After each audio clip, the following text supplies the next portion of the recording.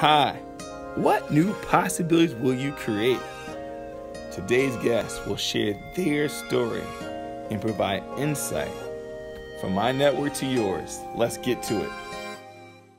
Take action on this particular thing. So, it could be a politician, trying to tell everybody, hey, we need to rally right now. They say that when somebody downloads an app onto their phone, the average length that they keep it on their phone is about 36 months before they delete it off. Again, using technology and using the opportunity, I've been reaching out to my clients saying, okay, what if we digitize your menu? But everybody has a cell phone. So utilizing products like text messaging to get the word out is golden. Because again, please don't forget to like, comment, and subscribe. Folks, thank you for joining. For folks who's first time to join, I have this weekly show on Thursdays. I appreciate the consistency. A lot of folks, I see a lot of common names.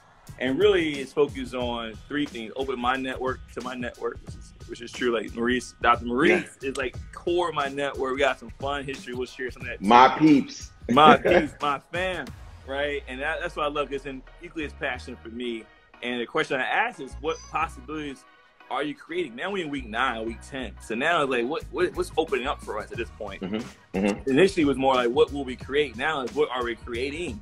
Right? Action verb and what's developing, and hopefully at the same time providing tools for folks to use right away. And you have amazing stories, especially given COVID-19 directly impacting you health-wise. And recovering from that. I think it's good to dive into a little bit too. But before we do, tell them who you are. Hey, my name is Dr. Maurice Scholes. I am a proud son of the South, born in southern Louisiana, down in Baton Rouge, at the old Lady of the Lake Hospital. I went to college at Southern University in Baton Rouge, Louisiana, so HBCU for life. I went to medical school where they were kind enough to give me, or rather I earned, I guess, an MD and a PhD from Harvard. And then after that, I went through training, and I did my training in San Antonio, Texas. Shout out to my San Antonio peeps that are on here, in physical medicine and rehab. And then I did a fellowship after that in Chicago in pediatric rehabilitation medicine. That means I take care of kids with congenital or acquired physical disabilities. So nobody ever chooses to see me as a doctor. I'm not the kind of doctor everybody says, I really want you as my doctor. I'm the doctor that you can't help but see. But that's special. That feeds into what I do outside of practicing medicine. As an entrepreneur, I am someone that fixes and builds things that don't quite work right. So the same way I work with a child that has an atypical development is the same way I work with businesses and companies to build their health capacity and their operation systems to make money, hire the appropriate talent, set up the different processes so that they actually can do their job in a way that meets what their market needs and in a way that meets what talent that they have. So I'm an administrator, I am a physician, but aside from all that, I'm a Black man. No doubt. And as a Black man, it is my job and charge to make sure that maybe I was the first in a lot of ways, but I don't want to be the only and the last. Correct. And it's very, very important to me. So I speak on things that matter to me. I speak on giving a voice to the marginalized and the voiceless. And I speak on advocacy and social justice, because if those things go wrong, it's no room for me to be a doctor. If you don't live right, you can't be something else. You can't aspire and soar. You got to make sure you take care of your neighborhood. And that's what speaks to me. So I was not born in New Orleans, but I'm a New Orleanian to my soul. Oh, you live it, man. If folks can't see your background, it screams all around you, man. Are you mobile enough to show some of it? Well, I guess I could show a couple of things here. Look at that. So everybody that knows me knows I believe I'm a king and I wear crowns. So I have lots and lots and lots and lots of crowns.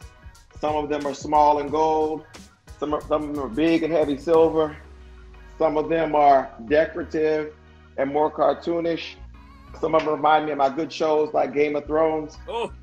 And some of them have a little bling into them. But most of all, I like to remind myself that I come from a line of kings and I'm creating a line of kings. So that's there. You can't be in New Orleans without masks. So there's always masks here. and that. I love it, man. It screams you, man. That's all you every day. And for those that don't know, we'll share. I mean, like you said, we met in Minnesota. We both spent some time in Minnesota, and connected. I see some Minnesota folks connecting too. Which hey, what's up there, Kayla? Shout out. Oh, Kayla's on here. Yeah, I see Jones on there. Oh, nice. You know, that's a prime example that you can be an athlete and a superstar all at the same time. Oh, heck yeah, especially here. Oh, heck yeah. Jesse and I were neighbors in Minneapolis, man. We lived at the Nick on 5th, which is a innovative name for a building on the corner of Nicollet Mall and 5th. You see how they did that? See how they did that, Nick on 5th? Anyway, Jesse was my neighbor. We own it, though. We own that Nick on 5th. Yes. And one of the first people I met when I was in Minnesota, the first time we hung out, he invited me to a little happy hour is what I thought it was. Happy hour as people came out from work. And there was a big company that was based in Minneapolis. We're going to leave their name out of it right now. Hey, Liza. Look up LinkedIn, they want to. Go ahead. And what I thought was crazy is like, oh, this dude asked me about going out to this little happy hour. I'm going to go hit that up. So I get over there, and I'm a New Orleanian, so I'm used to people day drinking. But in Minnesota, they don't really day drink like that. So I walk into the bar, and everybody is just getting hammered. I mean, it's like 3:30, 4 o'clock in the afternoon, and the people are just going in. I was like, well, maybe I just found my crowd. Day drinkers and partyers right here in Minneapolis. So I'm sitting down talking, and people are like, well, where'd they bring you in from? Well, I had just come to Minnesota, but I hadn't come to that particular company they were talking about, but I didn't know what was going on. Turns out the company that JC was working for laid off a whole bunch of people in a reorg. And so everybody got laid off, went directly from their office to this bar and started pounding drinks. And so I'm surrounded by a bunch of day drunk people that were just losing their minds. The ones that didn't get fired had PTSD because they was like survivor syndrome guilt. And the ones that did get fired was like, I moved all the way up here and the job is gone. It was a mess. So that was my introduction to Jesse, the chaos of change. The chaos of change. That's funny. That's so funny you share that. Because anyone that's on here now, they can put a little mark up, know me from Seattle, and say, yup, I can see Jesse doing that. I forgot. But see, the key is you gave me no prep. Yep. Like there was no explanation of what I was walking into. And so I thought, oh, this is going to be great. It was a beatdown, a total beatdown. That's how we do. I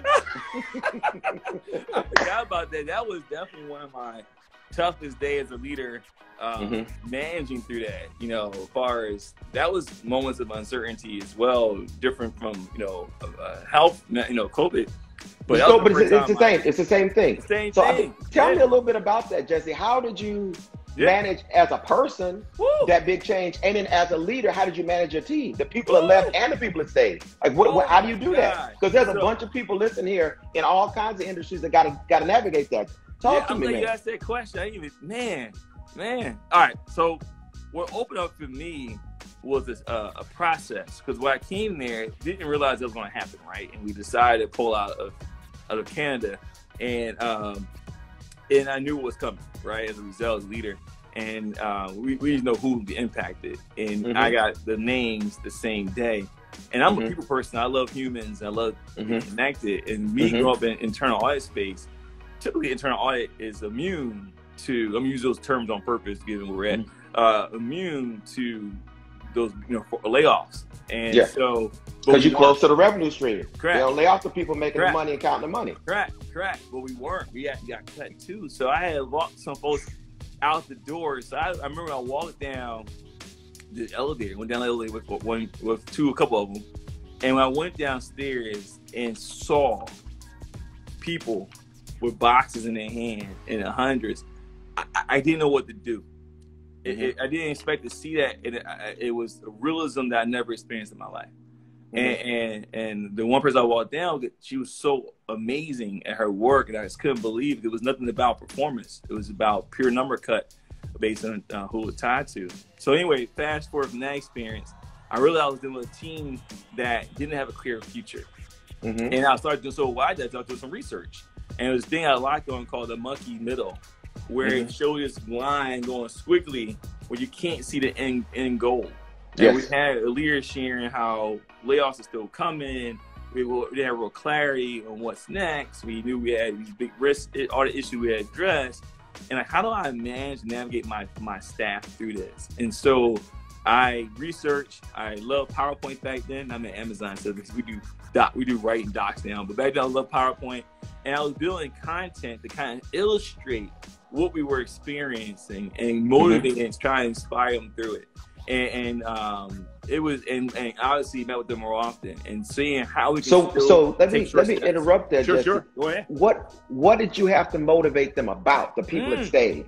Like what were you telling them?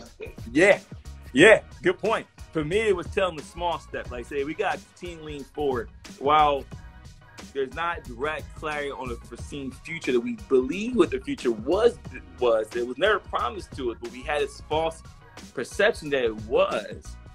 Here are the milestones we need to take to grow as a unit, as a team, as a community, as a force to say, here are the bites we want to take step by step today to make sure we're achieving the goal we set out. And so I made the goals visible, short-term visible from it, and it had milestones to help us navigate through. And we got new data points that came in, we could iterate. And so that was actually my early days of Agile. How do we operate with agility, in that case, uncertainty, right? And taking new data points to still hit our goals. And so, and we'll have some breakdowns, right? We'll have some breakdowns in the process, but how do we still re-anchor back in and have those breakthroughs that we need? And so every time we had a breakthrough, we celebrate those successes. And we acknowledge it, we recognize, we appreciate it. And we also drove the importance of balance at home. And how did you keep them from thinking they were next? Because I think motivating somebody to work in a situation where they think they might be out of the door next week, it makes people just disconnect and turn off. Totally agree. So one is never lie to them, right? That's the worst thing to do. And so I believe in being as authentic and timely as possible, having regular check-ins.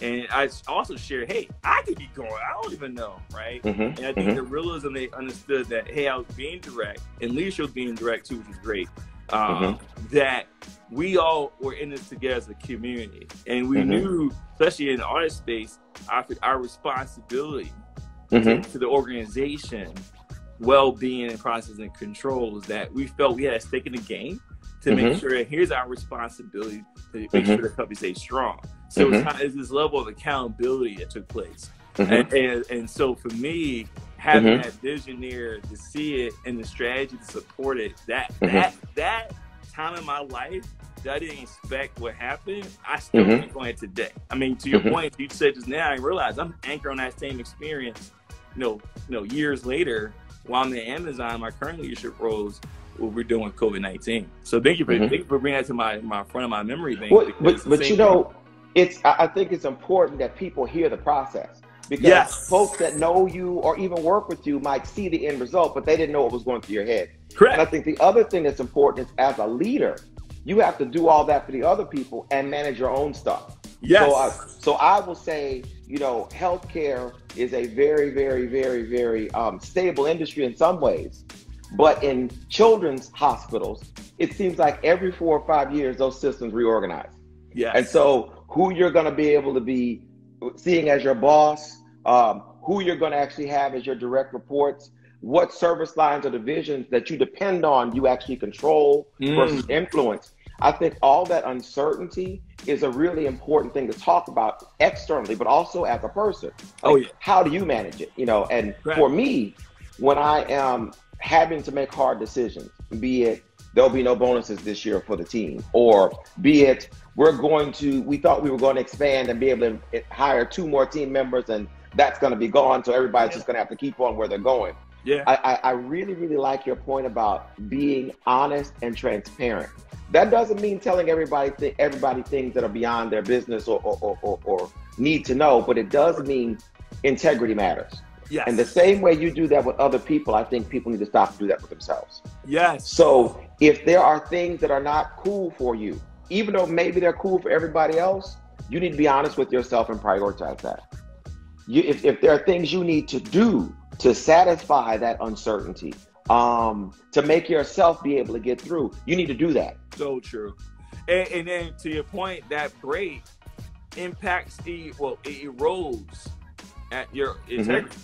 Because where you may think you're putting on this front for someone, we can see it in your energy. I told like Jamie, she's on here too, and sharing about how we energies around us. And what I didn't realize, we talked to Veronica a little bit too, a common friend, was that if you're lying to yourself, you're not having integrity with yourself. Folks you made me spit up my drink. Yeah, if you don't know why you're off, but they know you're off, and they lack trust in you, and you're like, well, why am I making this impact that I thought I had before? It's because you're not being true to yourself, and folks can see that energy off of you. So you spot on. That includes self-love, y'all. Yeah. So loving yourself. You know, when people talk about self-love and things like that, it sounds like platitudes. You know, and platitudes are great. And they make great posters and great slogans, but what does that mean you actually need to do? And what I need to do may be different than what you need to do, may be different than what our listeners need to do. But I think we all need to know, just like we know the way we study and learn, we need to know what our own love language is for ourselves. You know, so true. And I really, really believe in that. What's up, Judge Paula Brown? I see you. Talking about that self-love, I saw one of the comments, people were talking about how often you need to check in. Yeah. Honestly, I think you need to check in with yourself on whatever frequency that needs to happen. For me personally, when there's tough times, I need to do a daily check. You know, it doesn't work for me to batch it and put it somewhere like it doesn't exist. I have to do that daily. In terms of people you work with, it really comes down to what you set up. Like, I don't think if you were a once a week meeting person, you should ratchet up those meetings to 3 times a week, because that makes people feel like, oh my God, something must be really crazy because he really didn't talk to us this often before. I really, really think that's important. That's important. So important. Someone asked a question too. How often do you check on your team? I would say during uncertainty, I was intentional. One was, weekly with the full team. You to have that discussion and broader is actually good, right? So some things people may say in private, it's a benefit from others sharing publicly. But then you also have individual time, right? So I would meet with my team weekly and had an open door. So weekly plan schedule plus the team meeting weekly, and I also say, anytime you want to message me or want to come meet me. So I don't even care it's outside the weekly. Because the one you don't want to ever do is make folks feel they don't have access to you. And to your point, going back to the earlier conversation, if you're closed off about yourself and your well-being, that comes across as being closed off to others as well. Exactly. And I put that into a lesson I learned when I was in training. So, and so people that aren't familiar, when you graduate from medical school, you're a doctor, but you have a whole lot of on-the-job training to do after that. And you start that on-the-job training off as an intern.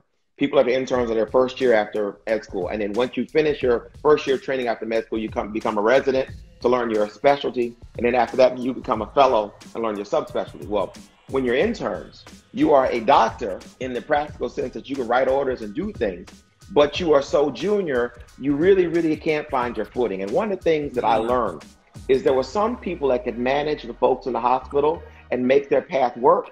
Other people that couldn't seem to get that. And you say, why is it that this person, whenever they're on call, they just get hammered, texted all the time? The nurses always want to know something. And other people seem to be able to sleep all night. You know what it was? Just what you said, predictability and consistency. If the nurses on the unit knew they were going to see you at time A, B, and C, and they knew they were going to have a chance to ask you questions at a specific time in the day, they didn't have to be desperate to find you whenever a question came up, because they knew what to expect and what to see. Correct. So because you gave people what to expect and you were predictable as a person, you ended up having a better experience a better relationship. And that translates over to business, that translates over to personal life, that translates over to family, it translates to everything. Oh my gosh, yeah, especially now. I'll give a little cheat that works for me. Every company, every team is different. And so my cheat is twofold. One, I always ask my team, I never assume what's the right cadence, what feels good to you. And I ask that at an individual level, and I ask at the team level. And why it's important, I mold based on my team. What worked in team A does not mean it's going to work in team B. They're different humans, right? And I actually set different team norms. Like, what is our normal means of operation as a team? I don't even set those rules. You guys get together collectively and share back.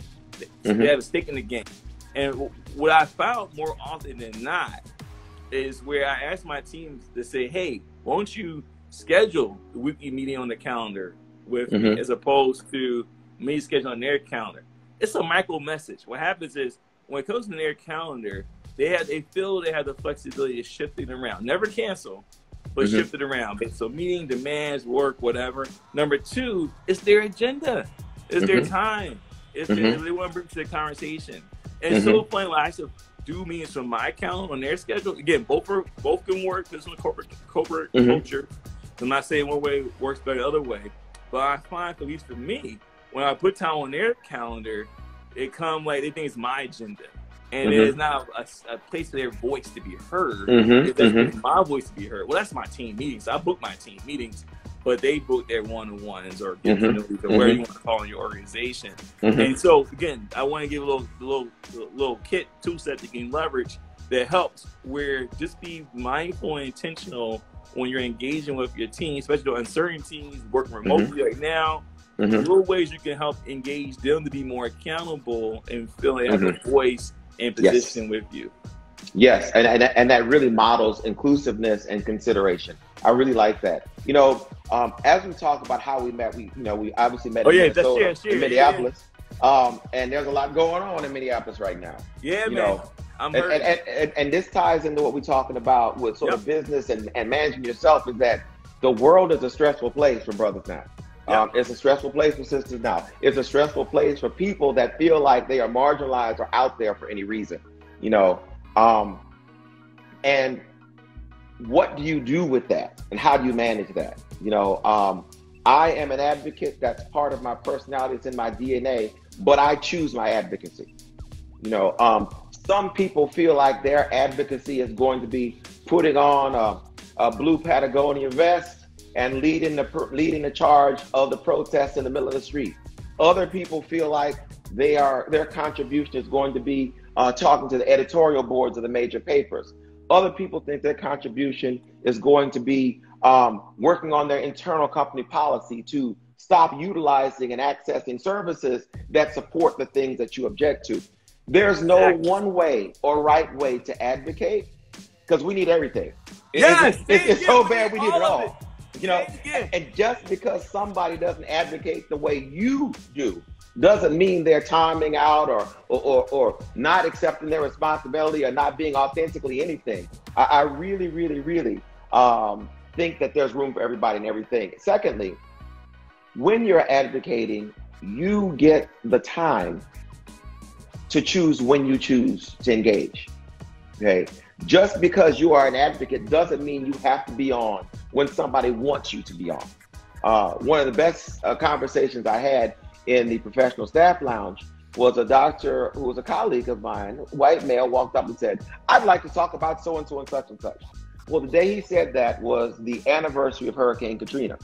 And for us New Orleanians, that day reminds us of when everything in our lives changed. So I didn't have the bandwidth to talk to him about that. Maybe the day before, maybe the day after, but that day, no. And it's nothing wrong with saying, ordinarily, I might like to talk about that, but I'm not going to today. Correct. And you don't even have to explain why, because no is a complete answer. Oh, okay. I love you hit so many things. One is you hit was the collective self.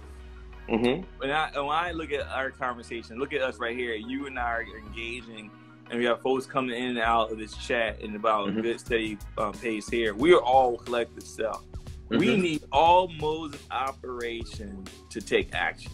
The worst action is no action. So I need folks to be vocally critical. I need folks to in position. I need prosecutors in position. We need all elements to operate and connect to make change. And to your point, just like how we do with marketing, people forget this. Like when you're marketing a product, like PepsiCo. Pepsi not marketing a product on just one platform. They got the web side, they got the TV side, they got the paper side, they got the word of mouth side. And then you got the advertise on the street, go down the street side. One of those things, maybe all of those things work to make that person make that purchase. It's the same thing happens in change. No one level will fix the problem. I need leaders in corporations. I need people in policies and the right policies and procedures. I need folks at churches. I need people in the community. I need folks. We need all aspects to take action. And you know, to talk about that and taking action, I think you need to be real with your feelings. I personally do not look at any of those snuff films, any of those videos of black men and women being executed by the police. If it was captured on video, don't send it to me. Don't share it on my timeline. Don't send it in my inbox, because I'm not looking at that, because that's not something I can do and manage with my spirit. Okay. That's something I said. And I got into a conversation on Twitter once with somebody where they were like, you know, will you honor that victim by looking at their suffering and bearing witness? And I was like, again, you may honor the victim that way, but I'm no good to that victim if I'm a stark raving lunatic. Yeah. Okay. Yeah. And so I understand that in Minneapolis, that cop kneeled on that man's neck and caused him to end up dead. I can understand that story. I can appreciate that story. And I don't ever have to see that video for me, right? And I think too often people feel compelled to do these shows of downness, these shows of engagement that are internally destructive. Yeah. And how is that going to help you be an effective advocate if you're an internal mess? That's so accurate.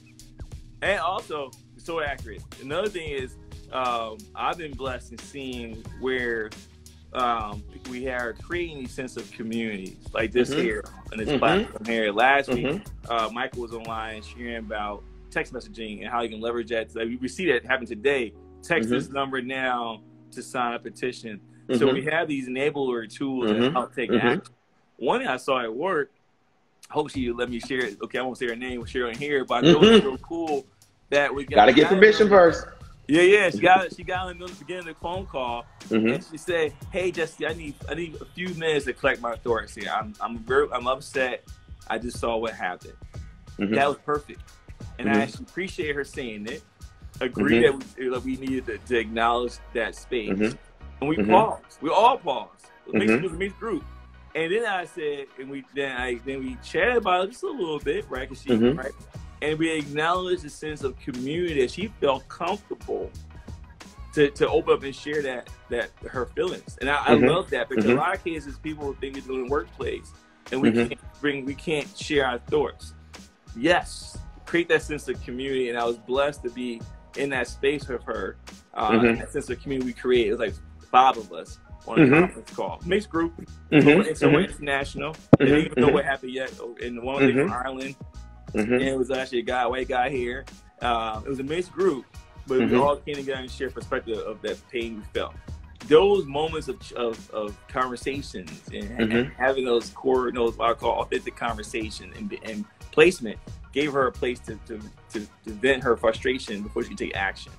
Perfect.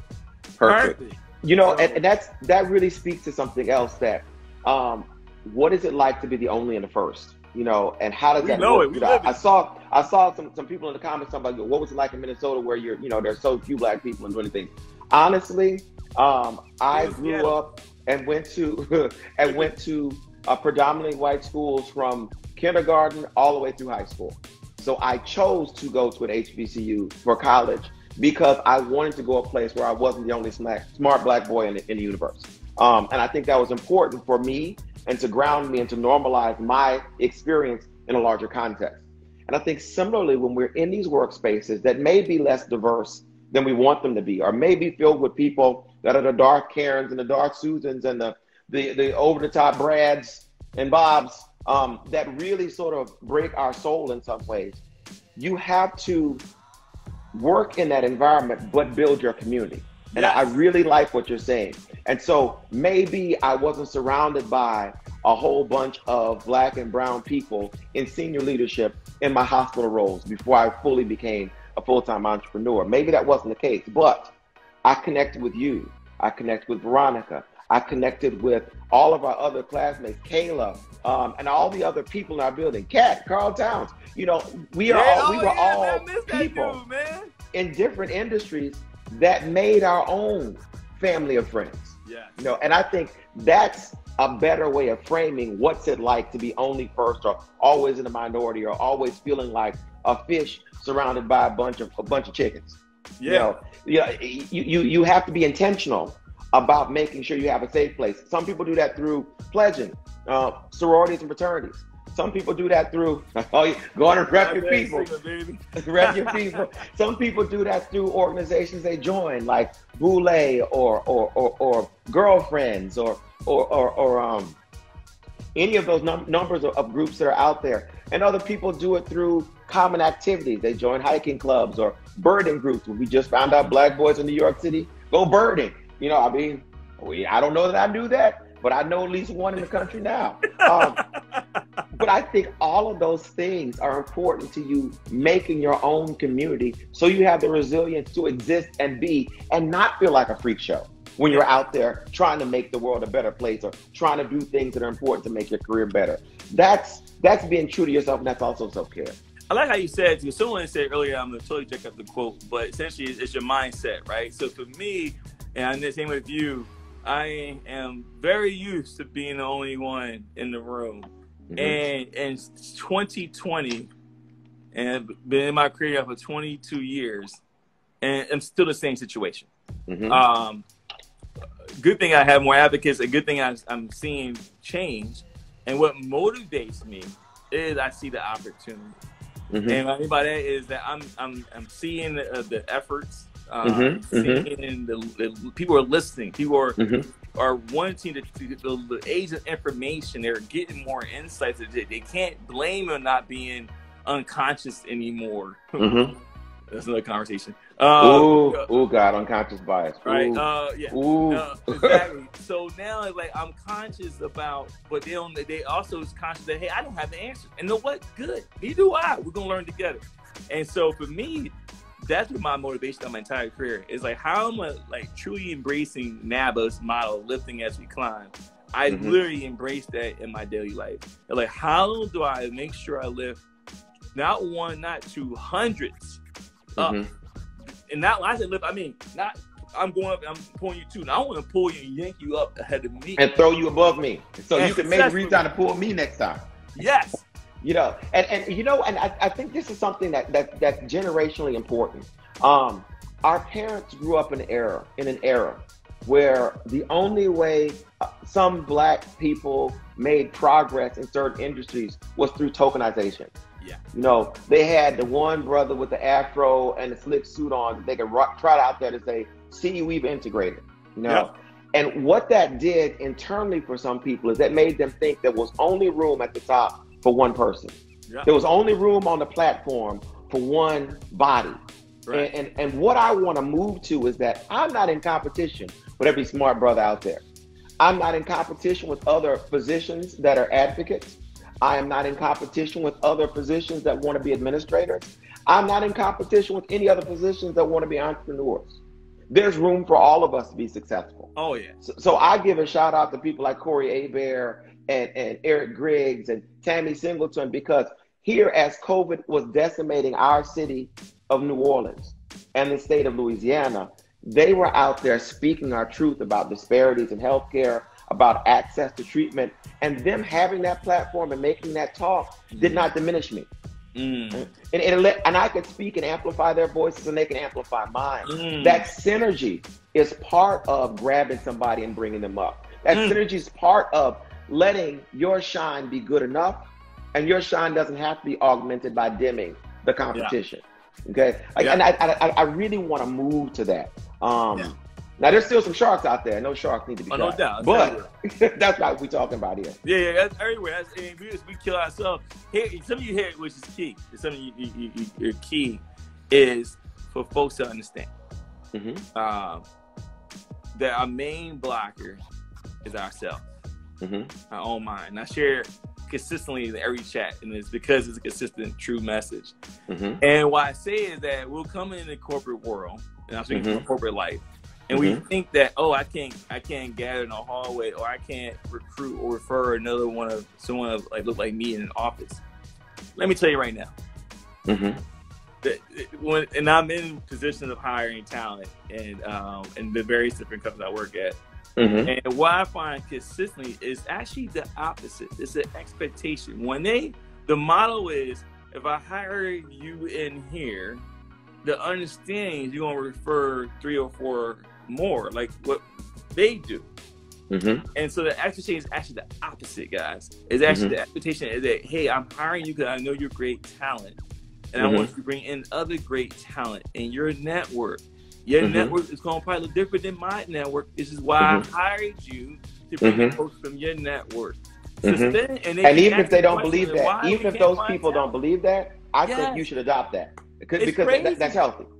It's crazy because what happens is, it's like, hey, why are we getting talent in the door? Because we're doing what we do. Again, we always operate for our own model of reality. Because the model reality for the majority is that, hey, I get my friends in, I get talent in here, I trust them, we build a team. But you understand the dynamic challenge that we inherit coming in, realize, hey, I'm the only one.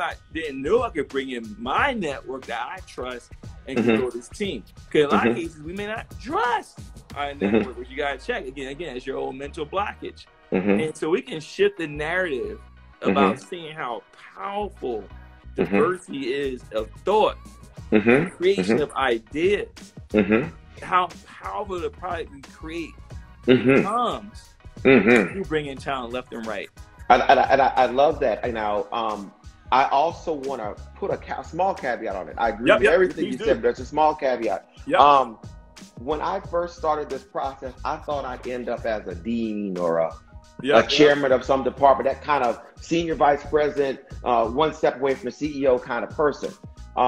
The further I got up the corporate ladder, the more I realized those people are crazy.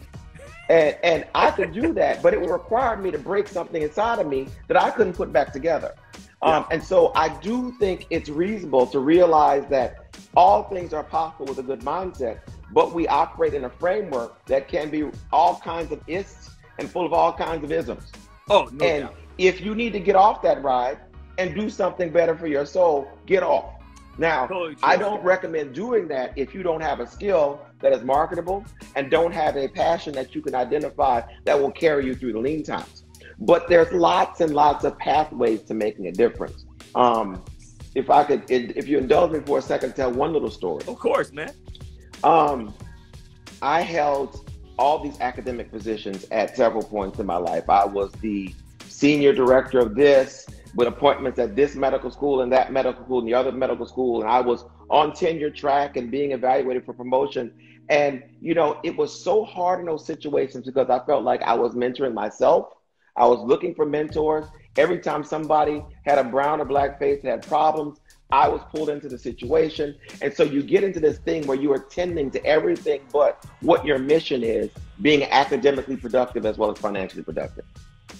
Now that I am technically the furthest away from academic as I've ever been, I'm a finalist for a Robert Wood Johnson Clinical Scholars Fellowship, which is there anything more academic than that? Yeah. I've submitted 4 journal articles for publication in the last month. Is there anything more academic than that? And so I say that story to say that the way your joy and success comes may not look like what you expected it to look like. It may not come at the time you thought it would come. And it may not come with all the bells and whistles that everybody says you have to have. But a W is a W is a W. A fellowship is a fellowship, whether you get it at the beginning or the end. A publication is a publication that they're going to write about forever. No doubt, man. And that's ever, amen. Man. And I say that because somebody out there is feeling like they're doing all this stuff that they heard somebody tell them was the right thing to do, but it ain't the right for them.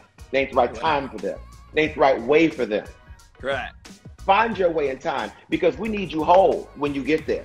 Yeah. I don't want any of these black people getting to the promised land and be the magic black guy broken on the inside and can't take care of themselves and nobody else. We need you whole when you cross that line.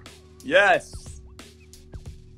I'm gonna come on down off my soapbox. No. Y'all got me going. Y'all got me going. I'm gonna add to why you come. No, don't come down. We got. And I don't know about you. I always hate to ask this question, but I'm gonna ask anyway. I feel we can't. We gotta keep going past the hour. I don't want to put pressure on you, but we'll keep going. With that being said, folks, make sure you tell tons of more people to join. One thing I want to share, you said something key.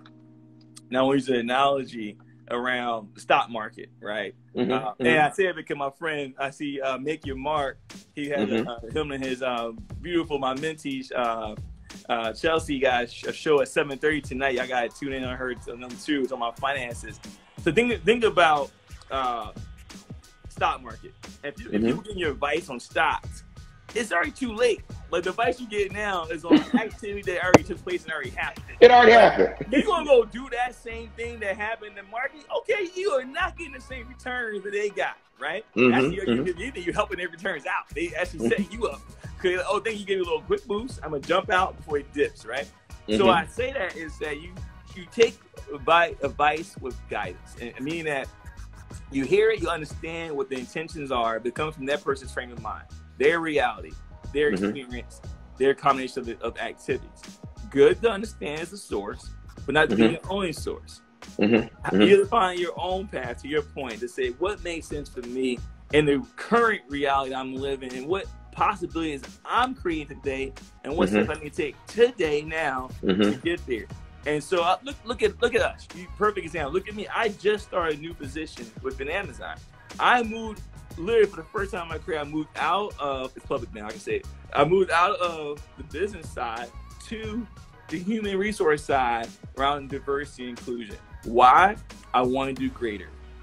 I see where we're going, what's happening. I have 22 plus years of experience living as a black man, executive in a company, and know the pain points and seen it, right? How can I take that, bring it over to, and build mechanisms and programs to really help us scale across larger size? Did I see myself doing that 20 years ago when I was at Jexi University, 25 years ago, when I was at Jexi University getting my degree in accounting? No. You were a numbers guy. Exactly. I'm a numbers guy. Numbers guy going to the people side. Exactly. So, to your point, you pivot your entire career in your life to say what makes sense for you and what's needed. I used to run teams, my previous companies. I still run a team here too, but I mean, I ran big departments on previous companies. Now I'm running people here to build programs to help humans get opportunities to accelerate at what their natural gifts are within an environment. That's a word. That's a word there. That's a word, Jesse. You know, and the other part to that is that I want to encourage people not to try and overthink and game the system. Like, people say, well, if I'm going to go to medical school, everybody knows that medical school is the most competitive thing in the world. And the only people who go to medical school are people that did summer rotation at the NIH. They joined this club and did that, and the other, and they did do these other things. You know what the number one thing that has helped my career? It's been that I'm bilingual. I took Spanish in high school and actually learned it. I continued to taking it in medical school and did an exchange program. Muy bien. As I see, yo hablo español. But when I first started taking those languages, I would have no idea that the day I interviewed for a fellowship spot, there were only 6 of them available in the country, and I needed one of them. And there were way more applicants than 6. The day I interviewed at the place I ultimately trained, the interpreter did not show up in clinic. And I Spanish translated, interpreted that clinic visit during my interview. So I don't know if they picked me because I'm a Harvard MD PhD guy with a good resume that was enthusiastic, or they picked me because I showed I had a skill that they needed. And no one could have known that all the way back in high school when I first took that Spanish class. So I use that as an example to say, you don't know where your blessing is going to come from. Follow your joy and your passion and be creatively curious about all kinds of things that may or may not have anything to do with what you're actually concretely doing right then. Because you never know when that's going to come back for you.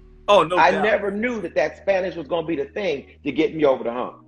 No doubt. My Captain Mulberry's on a few sessions ago. He mentioned that because those same skills are needed in moments like this here. You lose your dad, you get furloughed. Hey, you can become a translator in a second. In a second. Right? And so to your point, I would tell people, when you go to these jobs, people say, oh, I like working for corporate America. I said, as long as I'm getting more from corporate America than they get from me, I'm good. And what I mean by that statement is I'm constantly on point of learning and going against my end goal, right? So me making this pivot here, this shift transition my career is that, hey, I really want to get deeper insights of how we can make a change. I can't do it from my business side. I get the diversity supplier side, I get that piece.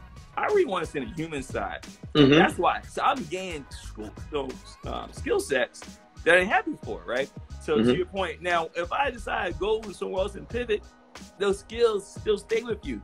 You don't, they don't leave you. So I tell people, and then you got to understand, especially in this culture we're in now, it's transferable skills. Yes. Understand the skills you pick up is not no longer just that one profession. Accountants are not just the same old accountant anymore. All of our friends that are teachers, and they love teaching children and love teaching young adults. She's a teacher. I love her. Hey, teachers have a special skill. Yes. They have the ability to help people understand stuff they don't know.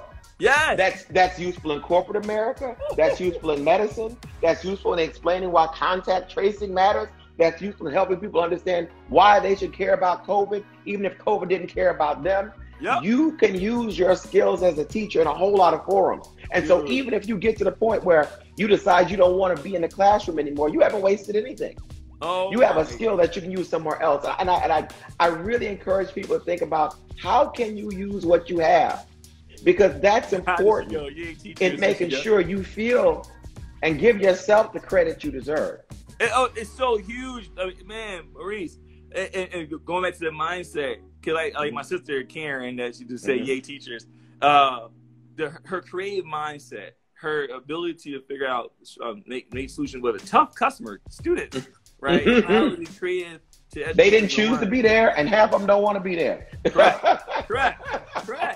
And then you got small businesses. You create like these tutoring centers and businesses where you can say, "Hey, I want to create my own business, my own tools." There's so many, you can take the same foundational skills that are transferable. That you can do on whatever scale you want. And to your point, I love you're seeing companies now from a diversity standpoint, not just race and gender, but also come from military or or just different facets of folks that say how we take those skills. Mothers re-entering into the workforce that took time off from the workforce, their children, and are re-entering back into the work, or their husband that took time off, and how we find placement for those individuals.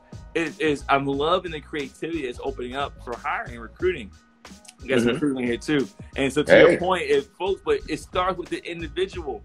Yes. If you can't articulate how the skills you build and translate and then say how it's transferable, no one else is going to be able to see it for you. We always want someone else. You can maybe luck out and have sometimes here and there, but we always want someone else to tell us what we can do. No, you say, here's what I've done. Here's my plan.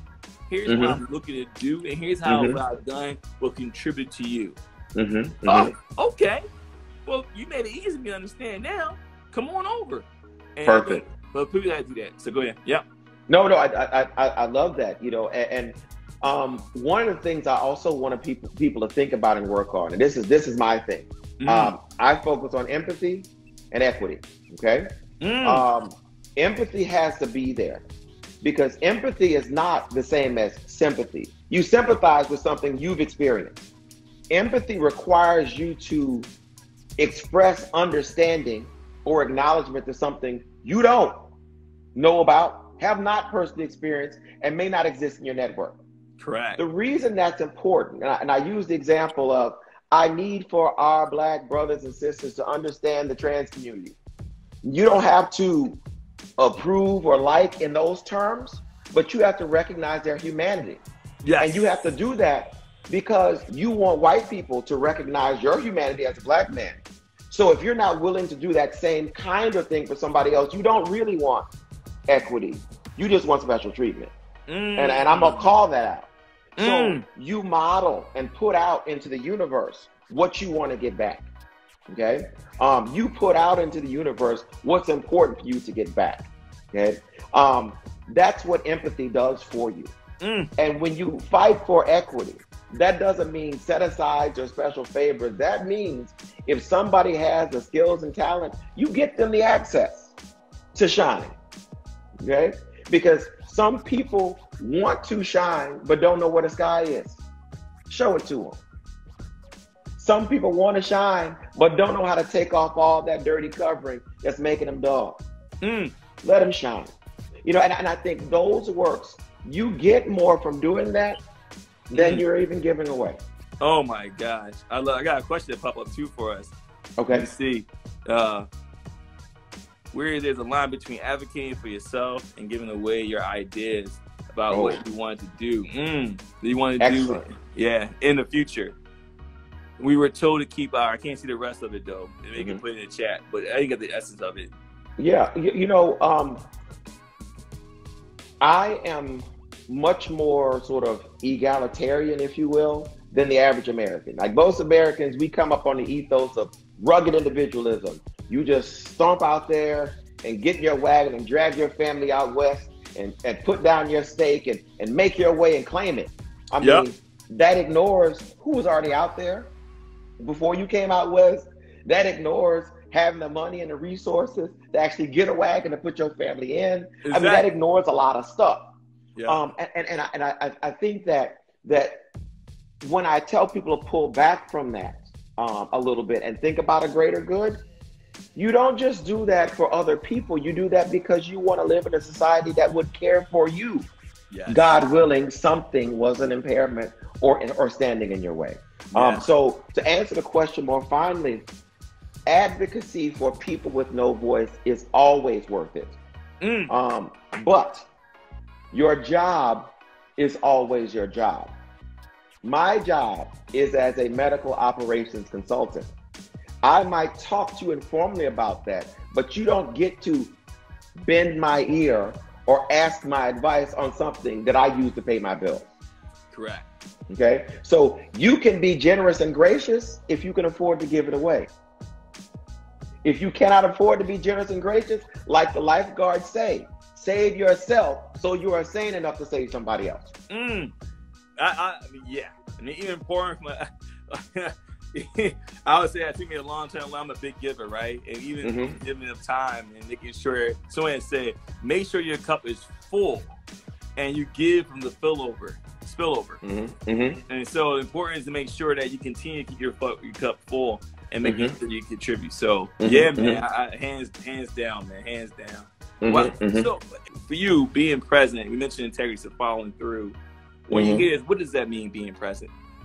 You know, I think that's hard in these days of electronic communication, social distancing, and all of these devices and interfaces that come between us. I mean, I think everybody on this call has been at dinner with somebody where they felt like they were at dinner alone because the person was on their phone the whole time.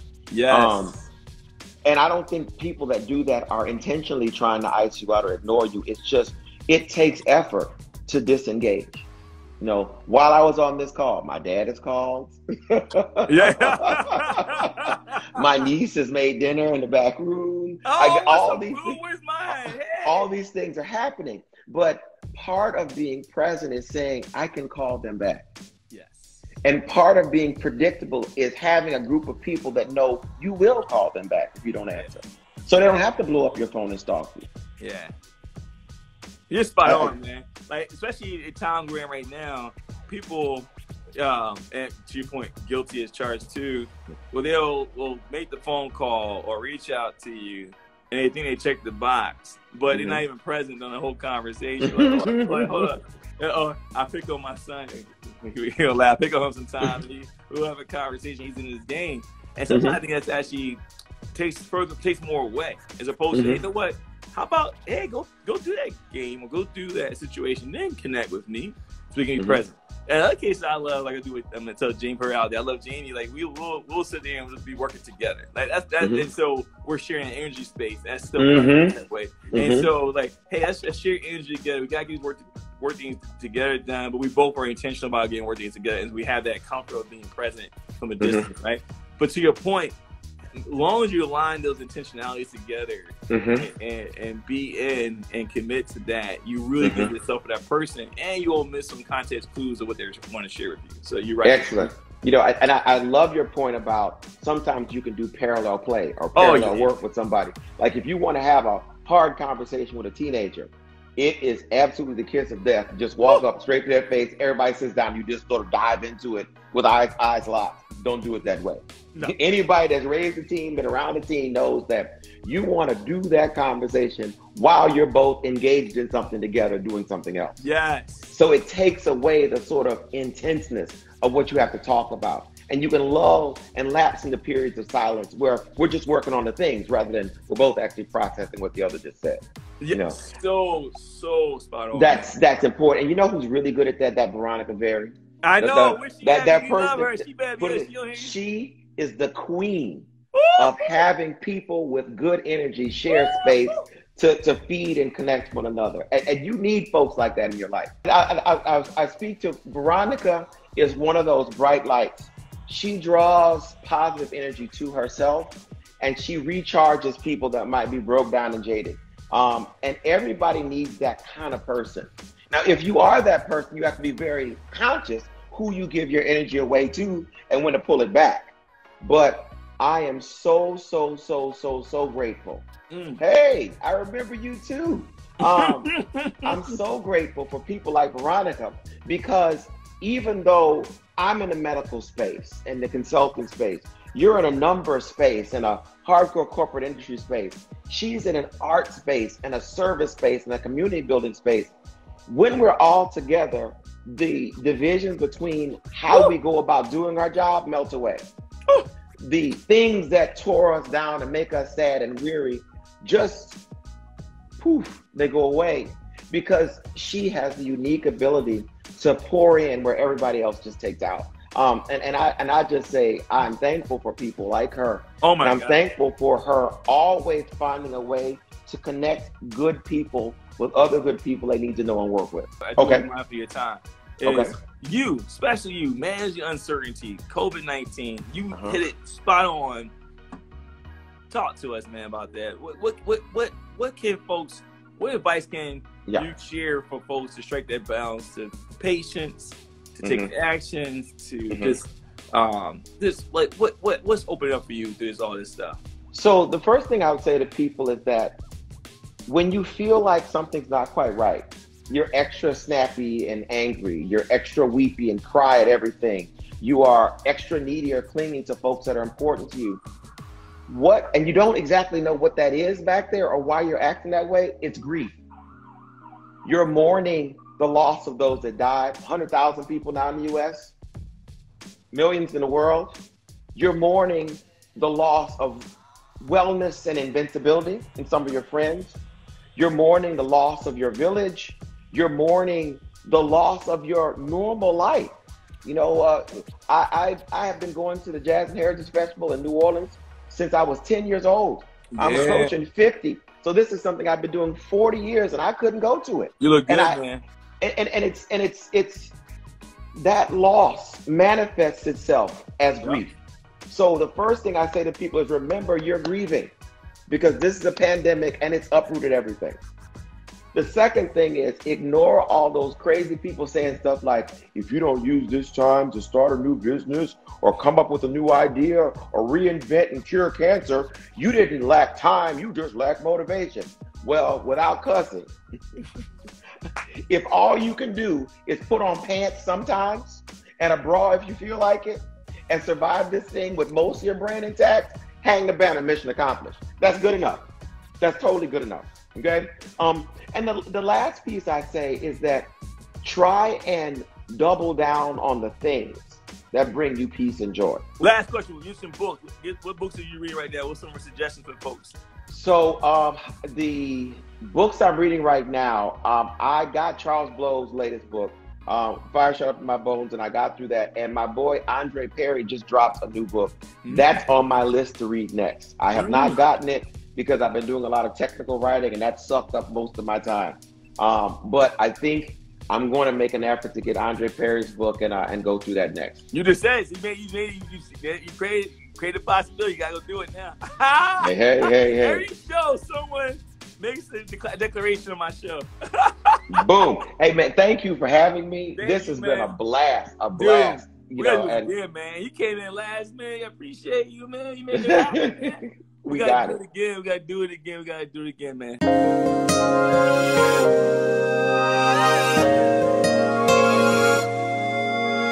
Hello, this is Mr. Rose. Thank you for tuning in. Be sure to come back every week for new podcast content. Special thanks to my daughter and her team and all their hard work putting this content together. Be engaged.